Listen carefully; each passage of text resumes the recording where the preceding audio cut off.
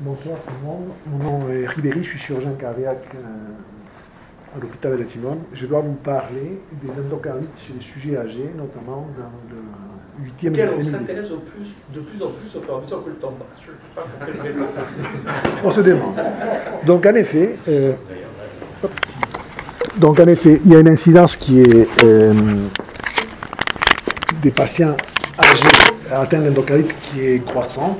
C'est dû tout simplement à une augmentation dans l'incidence de l'endocardite en général, puisque en 1980, l'incidence d'endocardite en France était de 20 patients par million d'habitants par an, et est actuellement entre 30 et 40 patients par million d'habitants par an, ce qui pourrait représenter quasiment le double, et cela est fait aux dépens de la population âgée, fondamentalement. C'est une population âgée qui vieillit et qui donc développe des imperfections de leur appareil cardiovasculaire, ce qui les rend plus vulnérables aux bactériémies qu'on a d'une façon plus ou moins physiologique, et donc ils peuvent développer des endocardites. Ça a été décrit comme une maladie toute particulière, que l'on pourrait séparer de l'endocardite classique, du fait qu'ils sont souvent infectés par des germes qui sont propres aux patients âgés, qui sont des germes communautaires. Puis il y a une incidence beaucoup plus importante des maladies, des atteintes mitrales que des atteintes aortiques. L'autre aspect de l'endocardite chez les sujets âgés, c'est la difficulté d'évaluation, notamment en vue d'un traitement chirurgical de ces patients. Il n'y a pas actuellement de scores en chirurgie cardiaque qui tiennent compte de la sénescence en soi. On tient compte de l'âge. L'Euroscore tient compte des infections, des endocardites, les autres scores non, mais les pathologies qui sont inhérentes au vieillissement, ils ne sont pas tenus en compte. Il y a un seul travail que je vais citer là, qui a étudié la sénescence sur 150 patients et qui tient compte en effet de comorbidités qui sont propres à l'âge et d'un aspect assez curieux qui est la vitesse de marche. Donc on dit que les patients qui marchent moins de 5 mètres en 6 secondes sont plus faibles et plus enclins à décéder si jamais ils sont opérés du cœur. Et enfin, ça soulève l'hypothèse ou le problème du traitement et du type de traitement que ces patients doivent avoir. Ça ne marche pas.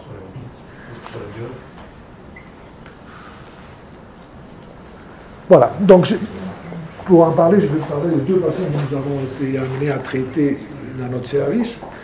Le premier patient, c'est une dame âgée de 87 ans qui a été adressée dans le service du professeur Habib pour un édème aigu du poumon et qui est survenue dans un contexte fébrile.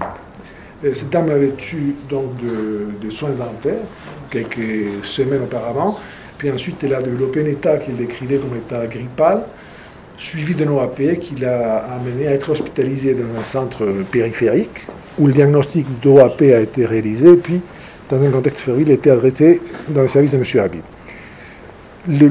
Les examens cliniques, ils ont montré en effet un souffle mitral. La part clinique, fondamentalement, des hémocultures positives à streptocoque oral. Donc nous sommes allés voir cette dame qui était parfaitement lucide, consciente de tout ça. Une échocardiographie a été réalisée. Alors, ceux qui connaissent l'échographie, ils connaissent la gravité de ce qu'il y a. Vous voyez une énorme masse qui se balade. La cavité qui est vers le bas, pour ceux qui ne connaissent pas, c'est le ventricule, ce qui est vers le haut, c'est l'oreillette. Et cette énorme masse, c'était en fait le produit de l'infection, ce qu'on appelle une végétation. Donc, ça c'est une autre échographie, enfin c'est la même échographie où on a fait un Doppler et on voit qu'il y a une fuite mitrale importante, complexe et importante. Donc, il s'est posé évidemment la question d'un traitement chirurgical. À l'interrogatoire, cette dame que nous avons vue, elle était très bien, il ne posait pas de problème. La seule chose que nous a demandé, c'est qu'il ne voulait pas d'acharnement thérapeutique. Il a dit qu'il n'y en aurait pas. Donc, nous avons opéré cette dame, et ce que vous voyez là, c'était la masse que vous voyez à l'intérieur du cœur. C'est ce qu'on appelle une végétation, c'est des amas de fibrines et de bactéries qui avait détruit en partie la valve mitrale, plus exactement une partie qui est la valve postérieure mitrale. Donc l'opération a consisté à une reconstruction de la valve mitrale, ce qui est le traitement de référence pour les infections mitrales. Alors, la photo est de mauvaise qualité. C'est une vue transartérielle de la valve mitrale. Ici, vous voyez la valve postérieure native. Et là, c'est un patch de péricarde bovin que nous avons suturé pour reconstruire l'anneau, la petite valve, et réinsérer des cordages. Donc, la valve est reconstruite. Donc, les suites opératoires dans mon ticket d'élection simplifié. Il a été extubé dans le délai, puis sorti de réanimation à la 2e heure. Ça, c'est une écho de contrôle qui était faite 2 mois après, où l'on voit un bon résultat, plus de végétation et une petite fuite, qui est un jet qu'on voit à droite de la mitre. Voilà, ça c'est le premier cas d'endocardite chez un sujet âgé. Ensuite, Elle va bien? Pardon? Elle va bien? Elle va très bien. Elle va très bien. Le deuxième patient, c'est un patient un peu moins âgé, mais âgé quand même, qui avait 81 ans et qui avait comme particularité qui était porteur d'un TAVI. Le TAVI, ce sont des valves qui ont été développées dans les dernières années, notamment aortiques, qu'on peut implanter sans nécessité d'une circulation extracorporelle. Ça veut dire, c'était un acronyme qui veut dire Trans-Arterial Valvular Implantation. Ce patient avait un TAVI, donc ce qui veut dire que par définition, avait été en quelque sorte préféré à la chirurgie, puisque c'était le remplacement de la bulle aortique. Et dans les suites opératoires de cet avis, une quarantaine de jours après, il a développé un syndrome fébrile, septique. Comme il avait été implanté dans notre service, il a été envoyé chez nous. Et donc, une échocardiographie a été réalisée, je n'ai pas les images, mais montrait des végétations à l'intérieur de cet avis. Et puis les hémocultures ont mis en évidence la présence d'un staphylocoque doré. Donc ça, c'est un scanner qui a été réalisé, où on voit les tavis sur des images. Je ne sais pas me servir de ça. Comment est-ce que ça marche? Ah, c'est pas celui-là.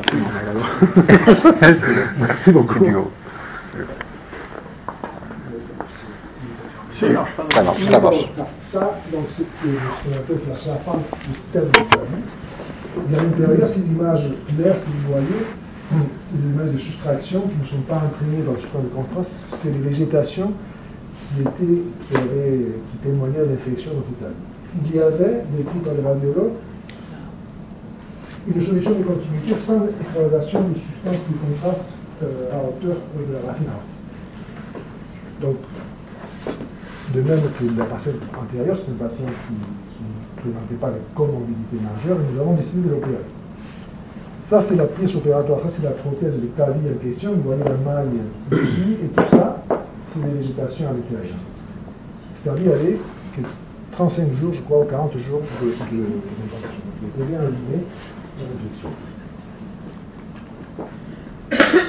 C'est une photo opératoire. Alors, là, il faut imaginer que c'est l'anesthésiste qui a pris cette photo. Donc la tête est ici, en bas de l'écran, les pieds dans le haut, la gauche là-bas et la droite ici. Donc ça c'est l'artère aorte ascendante qui a été ouverte. Et ça c'est donc l'orifice aortique. Après l'ablation du TAVI que je vous ai montré. Vous voyez, dans la chambre, ça c'est la chambre de chasse, c'est la grande valve mitrale. Dans la chambre de chasse, la grande valve mitrale, vous voyez ces végétations, c'est la main des fibrines qui demandent une infection, très important. Ça c'est l'anneau aortique, et ici vous voyez qu'il y a une solution de continuité dans cet anneau aortique. Donc après le nettoyage de ça, ça devenait ça. Là on voit donc l'anneau nous avons les végétations, etc. Au fond de la grande valve mitrale, et ici en effet, ça c'est la paroi aortique qui a été abîmée par l'implantation du TAVI et l'infection, et une solution de continuité sur l'anneau.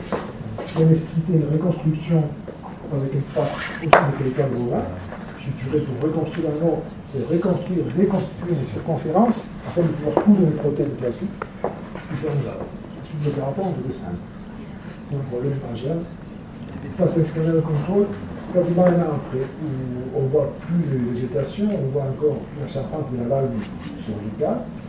Le patient, j'ai vu qu'il a eu une échographie il n'y a pas très longtemps, il va très bien. Voilà.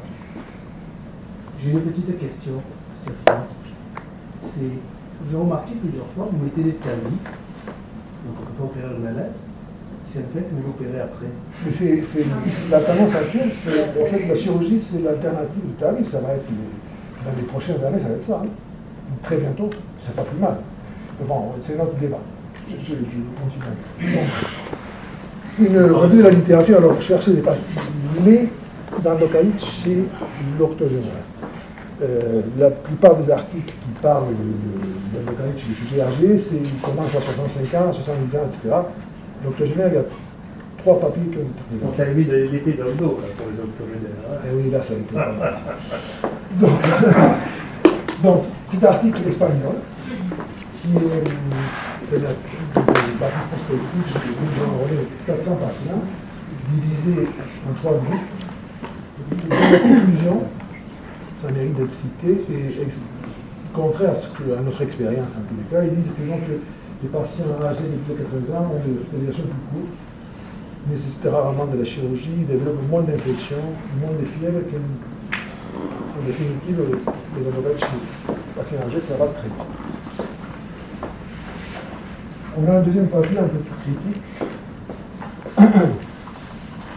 qui a été fait donc dans notre service, dans le service de cardiologie de M. Ami, qui porte sur 450 patients, sont en 3 groupes, moins de 65 ans, entre 65 et 80 et plus de 80 ans.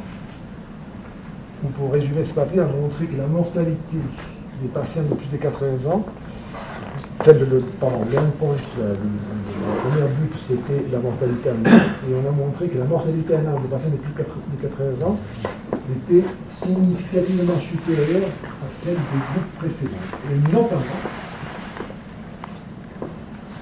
pour des patients qui n'avaient pas pu être opérés. Les patients opérés de plus de 80 ans avaient une mortalité qui dépasse 6%, une mortalité normale. Ceux qui il y a eu, 38 indications chirurgicales, tous les patients n'étaient pas chirurgicaux, et parmi ces indications, seuls les patients uniquement ont été opérés. Ces opérés, ils avaient de bons résultats, et les non opérés, un très mauvais résultat. Et donc, parmi tous les patients opérés, si on inclut les patients opérés et les autres, la mortalité à un an est semblable dans les 3 groupes. Si on tient compte de l'ensemble des patients âgés opérés et non opérés, la mortalité est significativement grande. Donc on conclut évidemment parce que la chirurgie a été peu utilisée chez les patients. Et puis un autre papier français qui a été fait à Amiens, qui traite à peu près de la même façon les patients, où les conclusions sont plus clémentes pour les chirurgiens, car ils disent que les patients âgés peuvent être considérés pour la chirurgie et faire des pilotes. Donc, en résumé, quand faut-il traiter au pas ces patients âgés?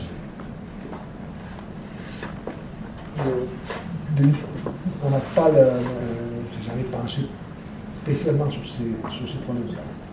D'une façon générale, les patients âgés, en absence des comorbidités, en absence s'ils peuvent tolérer les chirurgies cardiaques, ils sont opérés comme les autres.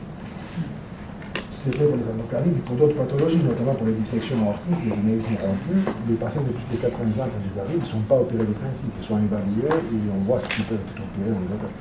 Les opérations de chirurgie cardiaque nécessitent, la plupart du temps, tout le temps, une circulation extracorporelle, ce qui induit énormément de troubles et qui produit donc, qui démasque des insuffisances qui sont latentes, notamment des insuffisances rénales, neurologiques, respiratoires, etc., qui peuvent en finir rapidement sur un sujet qui a été mal évalué. Donc, qu'est-ce qu'il faut les traiter? Les patients qui ont eu un état de santé normal, qui ont été évidemment aggravés pendant la cardite, il nous semble qu'ils doivent être opérés, en l'absence de contre-indications majeures, bien entendu.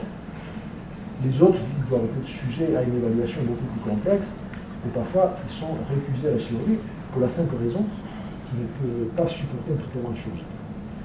Quant aux contre-indications, il y a notamment les 2 ordres. Les contre-indications techniques, je vous ai montré un des patients, c'était le patient qui avait tué un TAVI. Souvent, cet TAVI, classiquement, cet TAVI était implanté pour des patients qui ne pouvaient pas être opérés. Ils ne pouvaient pas être opérés parce qu'ils avaient des aortes calcifiées la plupart du temps ou d'autres problèmes. Et donc, le jour où on a un endocardite sur un TAVI qui a une aorte fonctionnelle, évidemment, on ne pourra pas l'opérer. Ce sera une contre-indication. C'est très très difficile à suivre. Les autres, je vous donne cet exemple, mais il peut y avoir d'autres indications non détaillées. Et les autres contre-indications, c'est le contexte du patient. Les patients qui sont réfusés, ou qui ont été réfusés à une chirurgie, et qui ont des insuffisances respiratoires extrêmement sévères, incompatibles avec une chirurgie, une thoracotomie, une CVC, etc., ou bien des insuffisances rénales majeures, ce qui n'est pas une contre-indication chez un sujet jeune, mais en revanche chez un sujet de 80 ans, pour lequel, si on opère, on sait qu'il sera dialysé, qu'il restera dialysé et très probablement ne sortira jamais de la réanimation, c'est à considérer dans les contre-indications. Évidemment, les problèmes neurologiques sont un problème pour tous les patients et aussi pour les patients à JACA. Les patients qui font un AVC, qui nécessitent une opération, mais c'est une anticoagulation importante, ce qui les prédispose au saignement, et c'est parfois des contre-indications. Donc, la dernière réflexion qu'il faut avoir, évidemment, la chirurgie améliore le pronostic d'un patient qui est infecté, qui a une valve détruite ou qui a un sepsis qui est dû à cette valve. Si vous l'opérez, si vous rétablissez la fonction valvulaire, si on enlève une foyer infectieux, il y a une suite et une évolution qui est beaucoup plus favorable que le patient qui n'est pas opéré. Mais on ne peut pas faire ça, surtout, il faut évidemment tenir compte des conditions de l'état physique, surtout chez les patients âgés. Se méfier des patients qui sont extrêmement affaiblis, dénutris, puisqu'ils ne peuvent pas souvent supporter ce type de choses. Merci.